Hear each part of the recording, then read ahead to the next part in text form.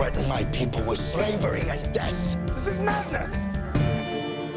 Madness. This is...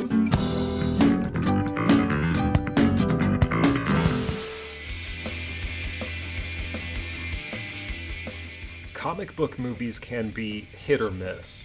Sam Raimi's Spider-Man and Tim Burton's Batman are known for being fun and exciting, and then you have movies like 300 and Sin City, which are much more experimental and outside the box, yet still entertaining. And I think most of us were blown away way back when we saw The Avengers for the first time. Seeing all of these iconic heroes brought together on the big screen truly was something remarkable. But most of the time, you end up with something that feels bland and unimaginative, like the most recent example being the new Red Sonja movie. Now, I'm not here to give a full-on review. At most, I thought it was just... The biggest problem that I have with the new Red Sonja is that it does not look like a comic book movie. But honestly, this has been a problem for a long time. Most comic book adaptations can come off no different than your typical Hollywood action flicks. Now, obviously, this is not always the case. Matt Reeves' Batman and Todd Phillips' Joker are more recent examples of well-made comic book adaptations. They are both entertaining and they have their own unique styles of filmmaking. But it seems like comic book adaptations often swing between two different extremes. Sometimes they capture the spirit of the source material, while other times they stumble under the weight of either tonal missteps or studio interference. I personally always thought Justice League was nothing more than forgettable action schlock, and that goes for both cuts of the film. The same could also be said for most other failed spin-offs of both DC and Marvel franchises. Most of the time, rather than watching your favorite heroes come to life, it usually just feels like you're watching celebrities cosplay. Just like a bat. I dig it. Maybe temporary. There are times where I even have trouble telling some of these movies apart because they blend together so much. Between moviegoers and fans of the comics, there's a lot of debate over how comic books should be adapted. Like, how close should they follow the source material? How should the source material be adapted? Should they instead opt for realism over fantasy? Should they be live action? Animated?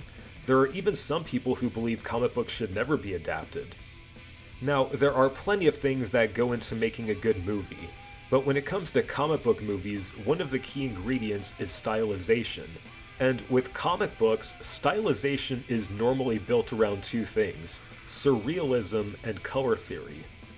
Throughout this video, I will be looking at a number of different film and TV adaptations, mostly for comic books, but I will also briefly be touching on adaptations of other forms of media.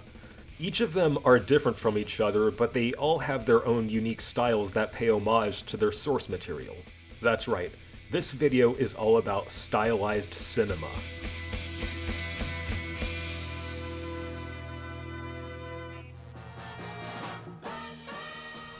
A very early example of stylization would be the original 1960s Batman TV show and its feature film counterpart. Even though many of today's viewers might dismiss it, one thing was for certain: it still treated Batman like a comic book.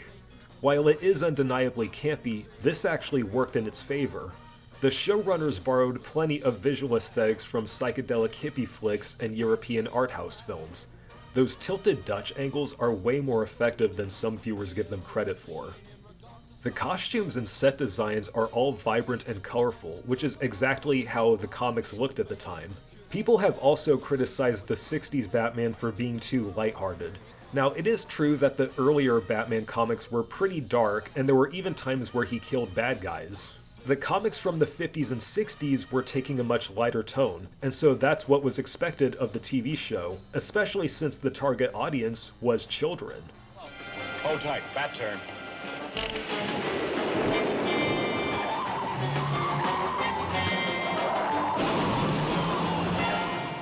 Adam West was a lot of people's first impressions of the Caped Crusader, and his over-the-top performance brought something special to the show. I also love whenever characters get punched and you have those splash title cards with the sound effects. Comic books are not designed to resemble reality, they are built on abstraction. Many of them use bold colors and exaggerated proportions. The visuals are meant to communicate the tone and narrative to the reader. Now, we're going to jump ahead and talk about Tim Burton's Batman from 1989 and its sequel, Batman Returns. A complete contrast to the Adam West show, this Batman was dark and serious, but it still manages to have its own style. Like many of Burton's other films, he took inspiration from the German Expressionist movement of the silent film era, most notably The Cabinet of Dr. Caligari, and it really shows. The entire landscape of Gotham City is packed with European architecture, towering cathedral spires, and statues of things like angels and gargoyles. Burton understood that Batman was not grounded in reality. His world needed to feel off-kilter and surreal. So Burton envisioned a Gotham that felt like a fever dream instead of an actual city. He used the shadows to tell the story just as much as the script and the actors, and you can never forget the melancholy score composed by Danny Elfman. The way that Burton reinterprets Batman's arch-enemies is also iconic. Jack Nicholson's performance as the Joker is straight from the pages. You can call me Joker. And as you can see, I'm a lot happier. Audiences were divided on Danny DeVito as Penguin and Michelle Pfeiffer as Catwoman, because their versions of the characters are quite different from the source material. But when you think about it, these characters have changed a lot over the years, and back then, they were even less fleshed out than they are now. So there was plenty of room to reinvent them for moviegoers. Burton gave Penguin and Catwoman tragic backstories which are both horrifying and heartbreaking at the same time. At this point in the comics, Batman had since returned to his gothic roots, so it was understandable why the films were much darker than the Adam West show. Even though they are pretty gloomy, these films do still manage to have fun as well. The Penguin's whole plan of having an army of penguins that are armed with missiles is ridiculous, but it is hilarious, and it is just like something that you would have seen in the comics. And then you have Michael Keaton as the man himself. I'm Batman. The other two sequels, directed by Joel Schumacher, Batman Forever and Batman and Robin, are a bit of a different story. Batman Forever goes back to being lighter and campier, but the amount of studio interference really made a mess out of the production. For starters, there were some great scenes that were sadly cut from the movie because the producers thought they were too scary. Definitely not as good as the Burton films, but if you try to look at Batman Forever as a standalone movie, then I'd say it's actually pretty good. Everybody loves to bash on the gay undertones, whatever, but I personally thought Val Kilmer made a great Batman. However, the villains are completely miscasted. Tommy Lee Jones as Two-Face and Jim Carrey as the Riddler are both awful from start to finish.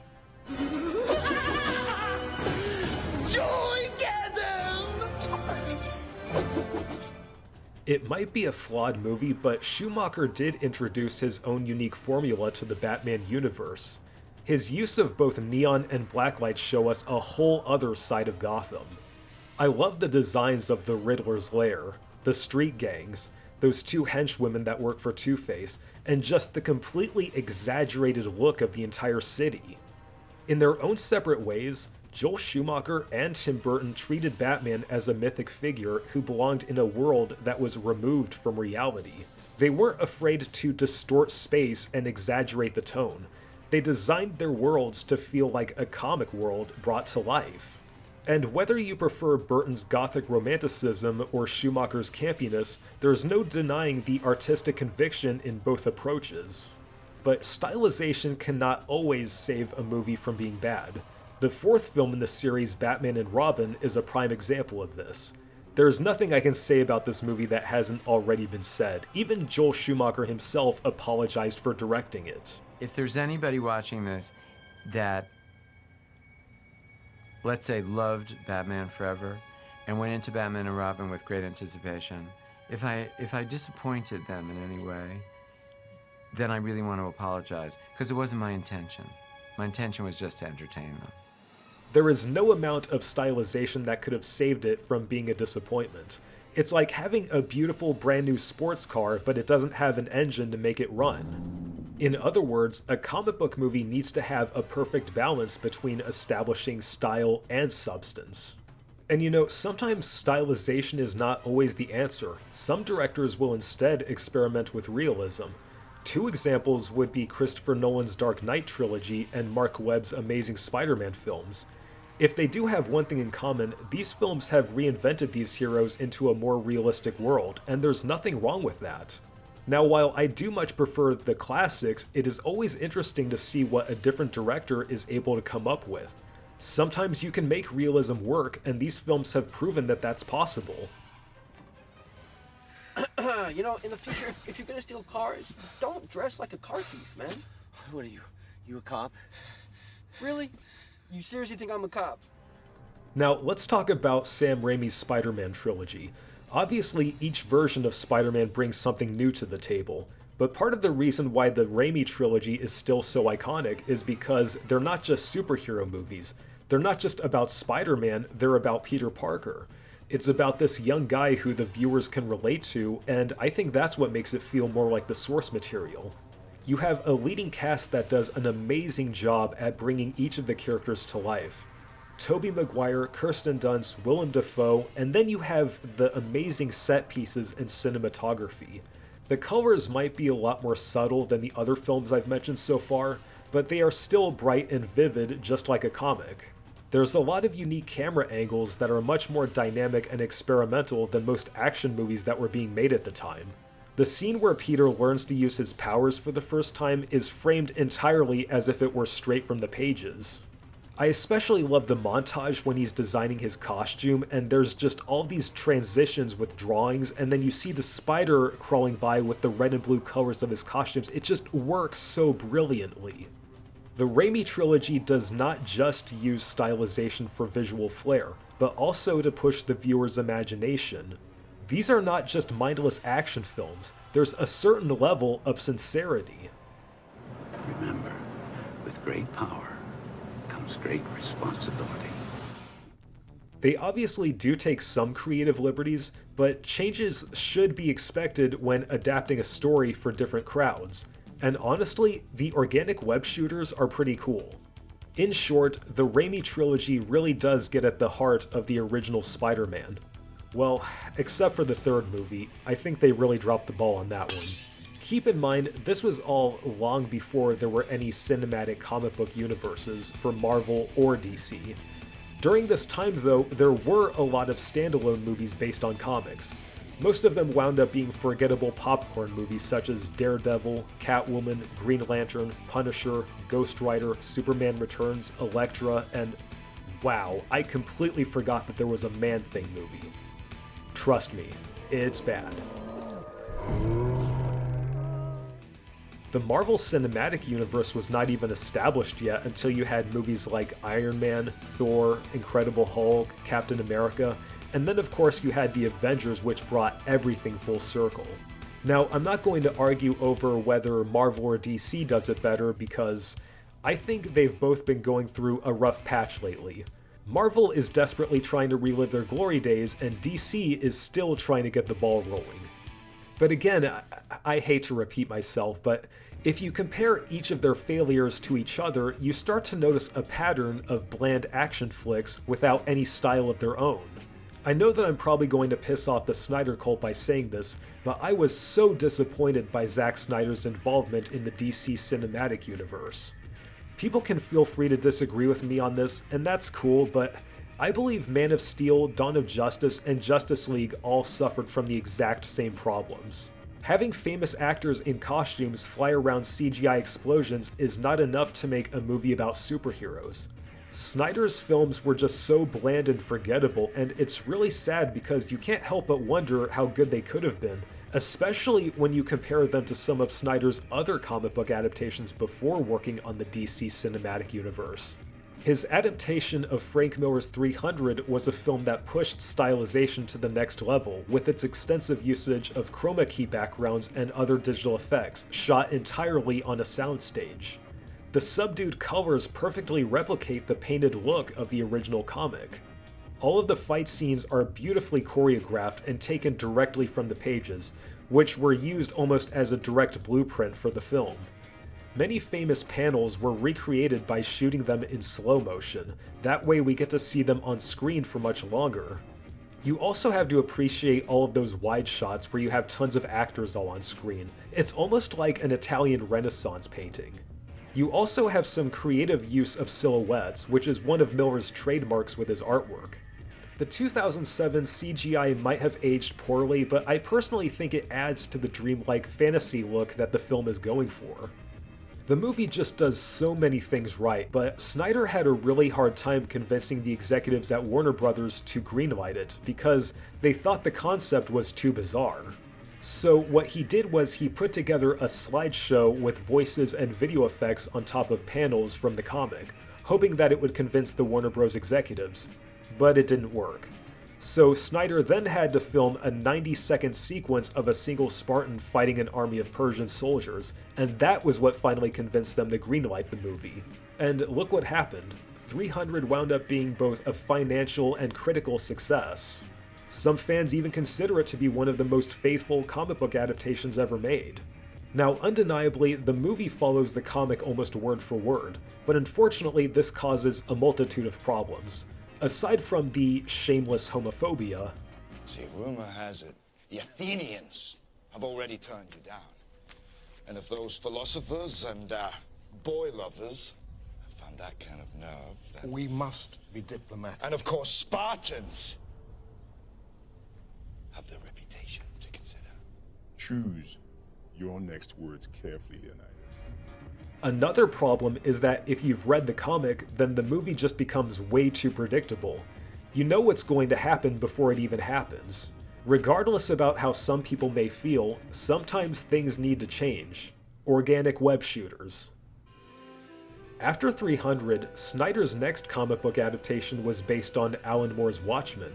Watchmen is a story that many have considered impossible to film, and all of the changes that were made from the source material made fans even more upset. And perhaps this is a controversial take, but I think the Watchmen movie was pretty solid. Now, before you all start roasting me down in the comments, I want you to hear me out.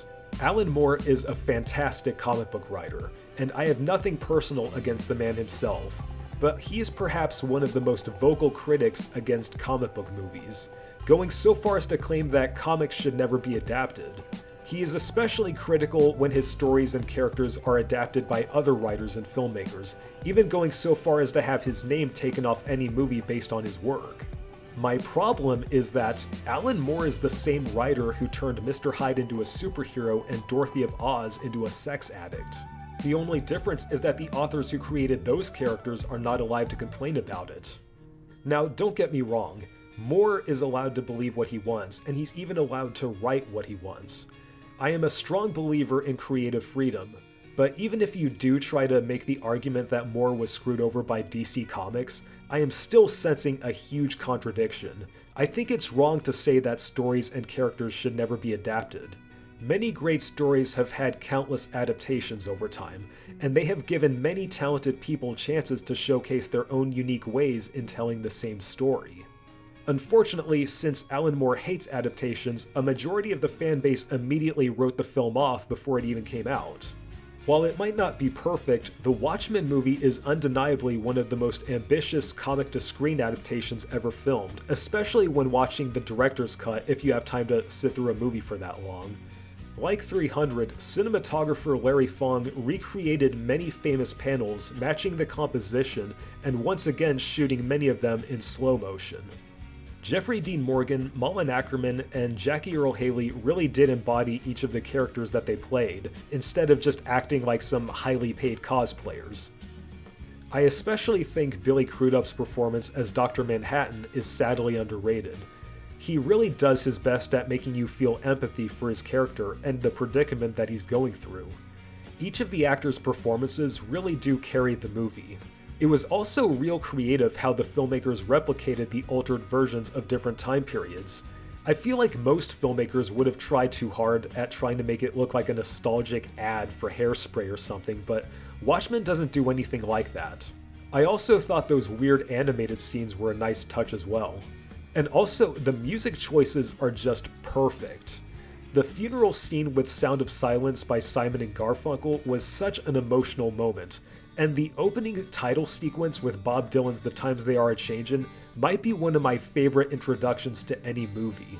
Like I said, it's not a completely faithful adaptation, it does make some major changes, but it follows the plotline of the comic pretty closely, and the political Cold War social commentary still remains intact. I'm very disappointed.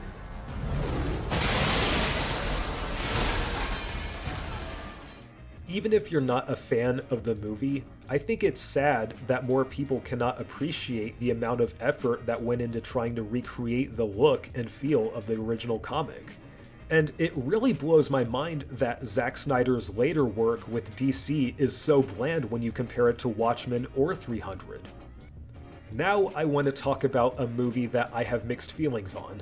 Sin City is based on yet another Frank Miller comic, but unlike 300, Sin City takes stylization to the extreme, and who else could have pulled it off other than Robert Rodriguez? Very few comic book adaptations embraced their source material as deeply as this movie did. I can remember being way too young to watch it back when it came out, but I saw the previews on TV when I was just 11 years old, and I vividly remember thinking to myself, why is this movie black and white? This isn't the 50s, what's going on? That might have been the very first time that I realized what stylization was. I began to understand that you can make the viewers feel differently depending on how you go about telling a story visually. The comic was black and white, and it was quite a risk for the studio to make a black and white movie in 2005. But it's not just the fact that it's black and white, the movie incorporates a lot of bizarre visual cues from the comic. 300 might have used a lot of silhouettes, but in Sin City, nearly every frame is drenched in shadows, and sometimes all you see is silhouettes. However, the movie is not entirely black and white. Like the comic, there are some creative splashes of color throughout, whether it's a red car or a girl with blue eyes. It's real neat because the lack of color makes the occasional use of color stand out more beautifully. Makeup and foam latex prosthetics were used to create the exaggerated appearances of characters like Marv and the Yellow Bastard. It is also incredibly faithful to the comic, mostly because they actually got Frank Miller to help out with the film's production. There are some fans who even consider the movie to be better than the comic. They did take some creative liberties, though in my personal opinion, I would say that they did not change enough. Because unfortunately, just like 300, it also contains Miller's backwards views on both gays and women.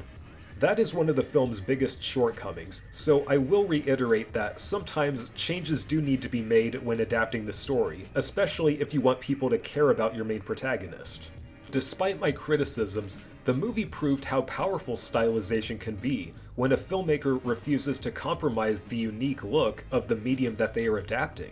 Robert Rodriguez really did understand comics as an art form, and he did a tremendous job at bringing the world of Sin City to life. Believe it or not, there was one point where Rodriguez was supposed to produce his own movie based on the Red Sonja comics. Back in 2008, he even discussed the film at a panel for San Diego Comic-Con. So, these guys met with me for this script. They called me in and they really wanted me to do it. So then I came home and I was like, this might sound kind of weird, but there's this script called Red Sonja. I actually really like it. I had all the comics. I'm like, do you know what this is? And he was like, apparently he's known all about it since he was 12. Yeah, I've collected Savage Sword of Conan's and since I was 12, and there's Red Sonja all through that, and Robert E. Howard I'm a big fan of. So, based on these early concept posters for the movie, fans have speculated that it would have been ultra stylized in a similar manner to Sin City or 300. Actress Rose McCohen was even slated to play the title role, and in the director's chair was Doug Arniakowski. When I first heard about all of this, I couldn't tell you how excited I was.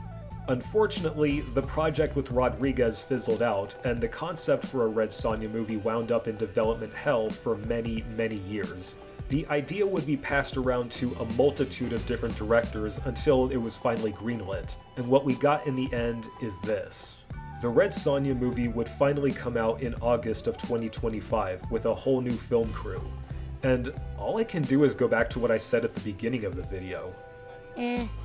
If I had to compare Red Sonja to any other movie, it would have to be the 2011 failed remake of Conan the Barbarian, which ironically was made by the same studio, Millennium Media.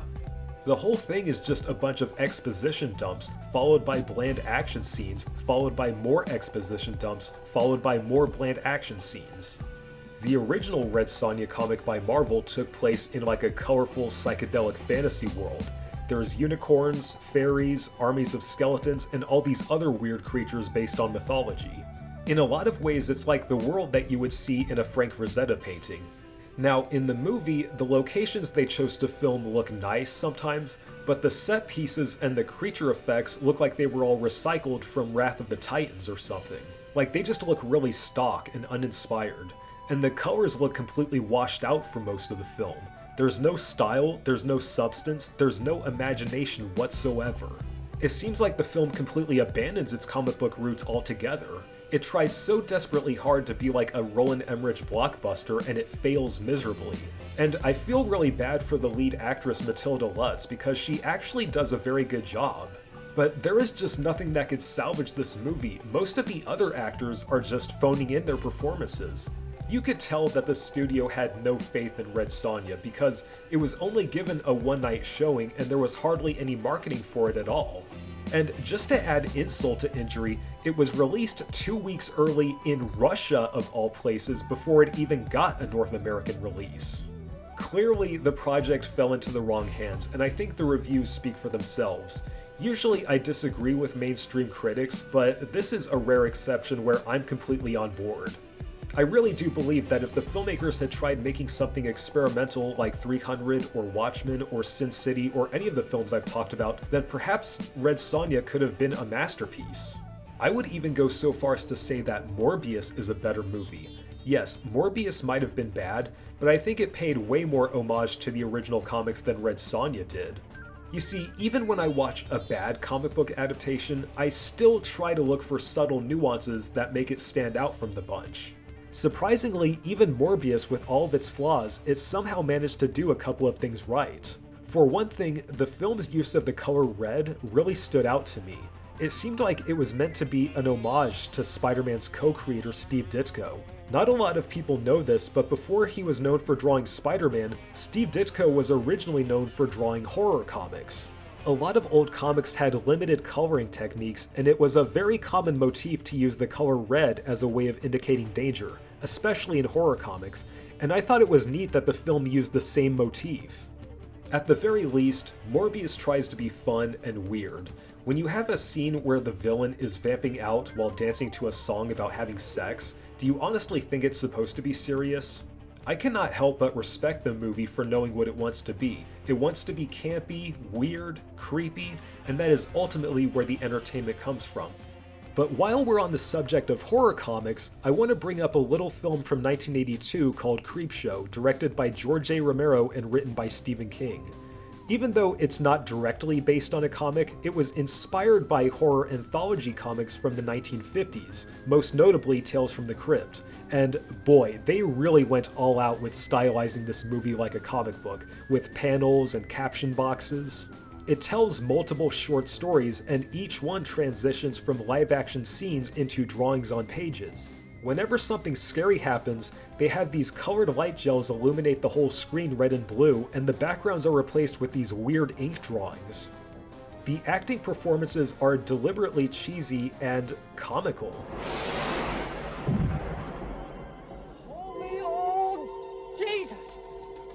And you cannot forget about those hand-drawn animated scenes. Speaking of animation, let's talk a little about animated comic book movies. I've noticed that Marvel and DC have had plenty of animated movies based on their properties. Most of them are straight to video, and they tend to vary in quality. I've separated them into two categories. First, you have what I like to call Saturday morning movies. I call them that because they typically look like Saturday morning cartoons. These include titles like The Death of Superman and Hulk Where Monsters Dwell. You would think as animated movies they would have more of a style of their own, and to an extent they do, but the problem with these movies is of course the quality of the animation. The worst of the bunch would have to be 2016's Batman: The Killing Joke. The artwork from the original comic is famous for its disturbing detail and its use of bizarre psychedelic colors. The movie, on the other hand, is devoid of any color, and the animation looks no better than an episode of something like Teen Titans or Young Justice. Perhaps if it were a series, it might be passable, but this is a movie based on one of the most well-known Joker comics, and yet the character movements and facial expressions are stiff, robotic, and completely lifeless.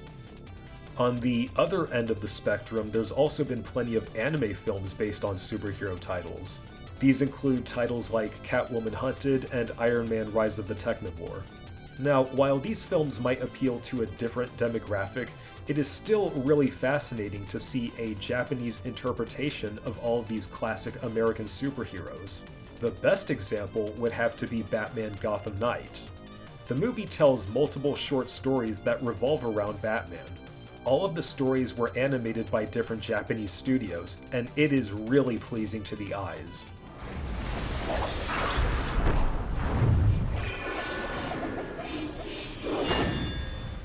But aside from that, some of the biggest animated superhero movies right now would probably have to be the Spider-Verse series. I think many fans will agree that these movies do many things right. They bring in lesser-known characters from the comics, and oftentimes they'll mix different art styles together. It's honestly impressive that these movies exist. That way. Other way.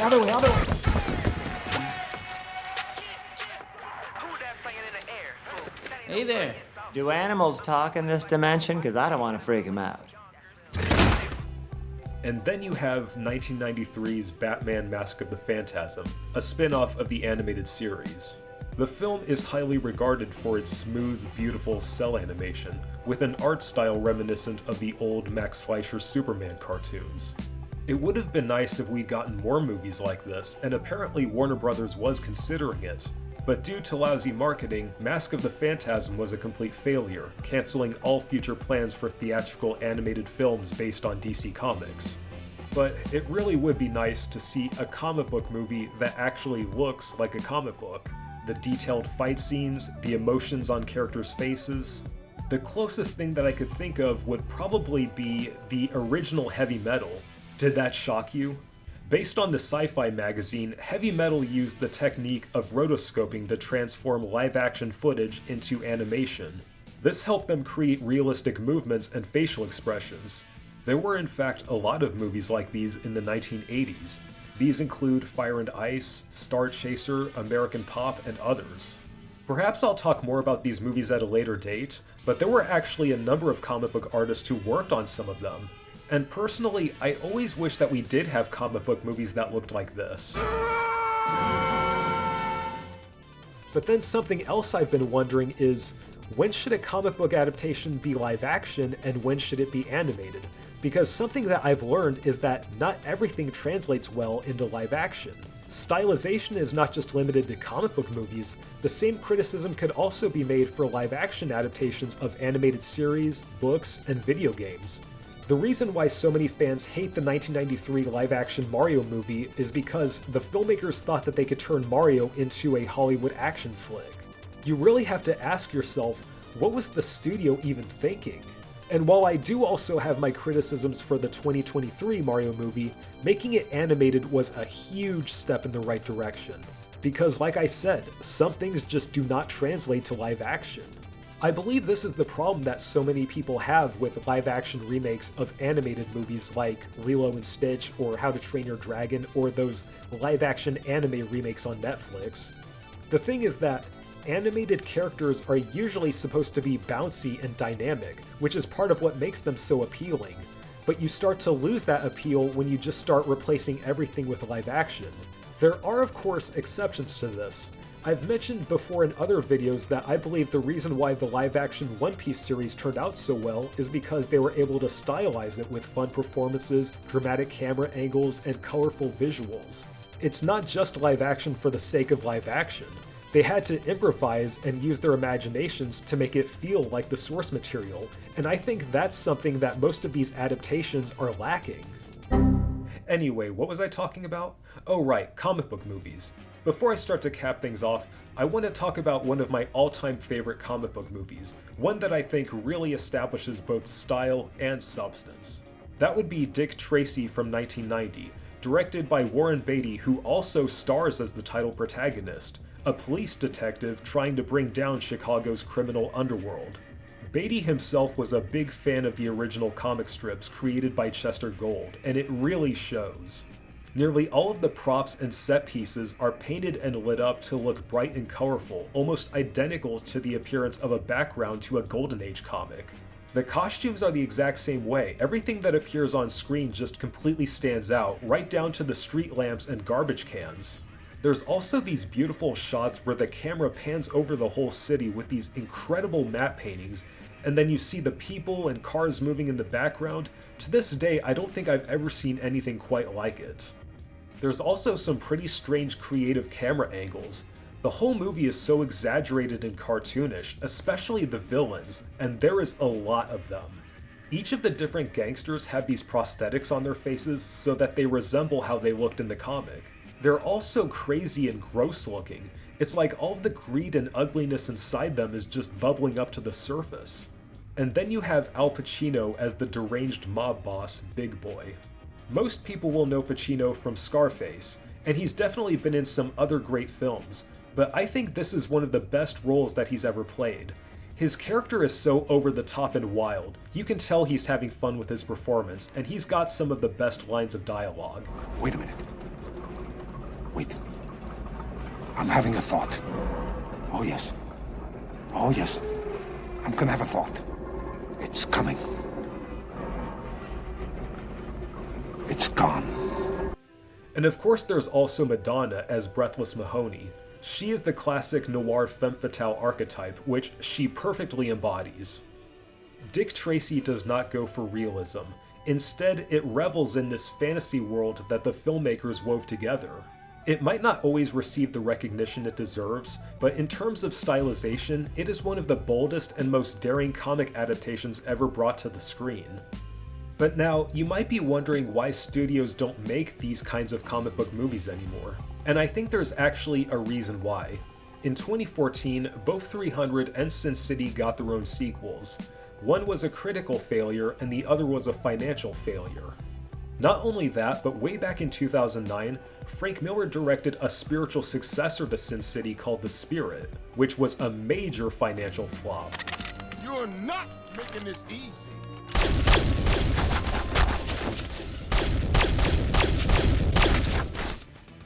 As a result, I think studios have become a lot more hesitant about making such ultra-stylized comic book movies. Hollywood is often afraid of taking risks because they might lose money, but the problem there is, when you're running a film studio, you have to spend money in order to make money, and oftentimes, risks have to be taken. It's not just about whether or not the risk is worth it, but it's also about having a creative team with the talent and experience to bring the desired vision to life. Still though, I don't think things are as negative as they seem. While there have definitely been some lousy comic book movies over the years, we have also had plenty of good ones.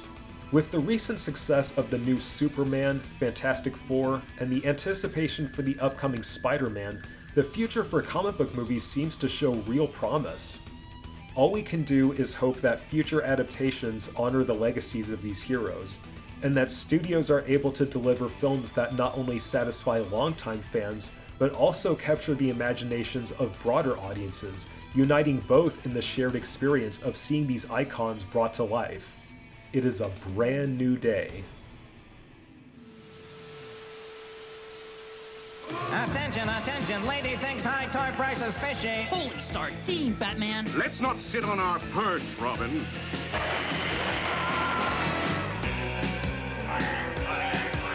Anchovies away, Penguin! Listen, man, only at Zellers are you protected by... The law of Toyland. Nobody beats Zellers prices on toys. Nobody. Well said, Robin. You're protected at Zellers because the lowest price is the law.